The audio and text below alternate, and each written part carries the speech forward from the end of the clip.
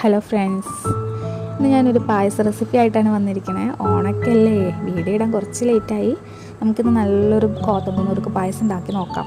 അപ്പോൾ ഇതിനായിട്ട് നമ്മളൊരു ഉരുളിയിലാണ് ഉണ്ടാക്കുന്നത്. അപ്പോൾ ആവശ്യത്തിന് നെയ്യ് ഒഴിച്ചിട്ട് നമുക്ക് ആദ്യം കുറച്ച് അണ്ടിപ്പരിപ്പും മുന്തിരിയും കൂടെ ഒന്ന് വറുത്തെടുക്കാം. ഇത് വറുത്തെടുത്തതിന് ശേഷം കുറച്ചും കൂടെ നെയ്യ് ഒഴിച്ചിട്ട് നമ്മൾ വേവിച്ച് വെച്ചിട്ടുള്ള ഗോതമ്പ് നുറുക്ക് വേവിച്ച് വെച്ചിട്ടുണ്ടായിരുന്നു, അതും ആഡ് ചെയ്തിട്ട് നന്നായിട്ടൊന്ന് മിക്സ് ചെയ്തെടുക്കാം. നന്നായിട്ടൊന്ന് മിക്സ് ചെയ്തെടുത്തതിന് ശേഷം നമ്മളൊരു മധുരത്തിന് ആവശ്യമായിട്ടുള്ള ശർക്കര ഉരുക്കി വെച്ചിട്ടുണ്ടായിരുന്നു. ഉരുക്കിയ ശർക്കരയും കൂടെ ആഡ് ചെയ്തിട്ട് നമുക്ക് ഈ ഗോതമ്പ് നുറുക്ക് നന്നായിട്ട് അതിലിട്ട് നന്നായിട്ട് മിക്സ് ചെയ്ത് വേവിച്ചെടുക്കുകയാണ് ചെയ്യണത്. അപ്പോൾ ഇത്ര ആയി കഴിഞ്ഞാൽ നമുക്കറിയാം അതിൻ്റെ കളർ നല്ല രസമുണ്ടല്ലേ കാണാൻ. ഒരു ബ്രൗൺ ശർക്കര കിട്ടുകയാണെങ്കിൽ പായസത്തിന് നല്ല കളർ കിട്ടുമേ. അപ്പോൾ അത് ആഡ് ചെയ്തിട്ട് നന്നായിട്ട് കുറുക്കിയെടുക്കാം. ഇതിന് നമുക്ക് ഇതിലോട്ട് ഞാൻ ആഡ് ചെയ്യുന്നത് രണ്ടാം പാലാണ്. രണ്ടാം പാലിൽ നന്നായിട്ട് കിടന്ന് നന്നായിട്ടൊന്ന് കുറുകി വരണം നമ്മുടെ പായസം.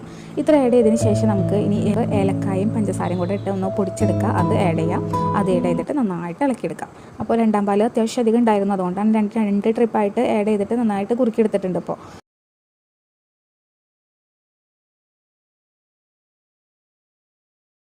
ഇനി നമുക്ക് ഒന്നാം പാൽ ആഡ് ചെയ്യാം. ഒന്നാം പാൽ ഒഴിച്ചിട്ട് അധികം നേരം വെക്കരുത് കേട്ടോ. നമ്മൾ 2 മിനിറ്റ് ചൂടാക്കിയാൽ മതി. അതിന് മുമ്പായിട്ട് ഞാൻ കുറച്ച് നെയ്യൊക്കെ ആഡ് ചെയ്തിട്ടുണ്ട് കേട്ടോ. നെയ്യ് ആഡ് ചെയ്തിട്ട് നന്നായിട്ട് കുറുക്കിയെടുക്കണം. ഒരു പ്രത്യേക ടേസ്റ്റ് ആയിരിക്കും. അപ്പോൾ അതിന് ലാസ്റ്റായിട്ട് നമ്മൾ നേരത്തെ വറുത്ത് അണ്ടിപ്പരിപ്പ് മുന്തിരിയില്ല, അതും കൂടെ ഇട്ടിട്ട് നമ്മുടെ പായസം അടച്ച് വെച്ചോളൂ. ഒന്ന് ചൂടാറിയതിന് ശേഷം നമുക്കത് കഴിക്കാം.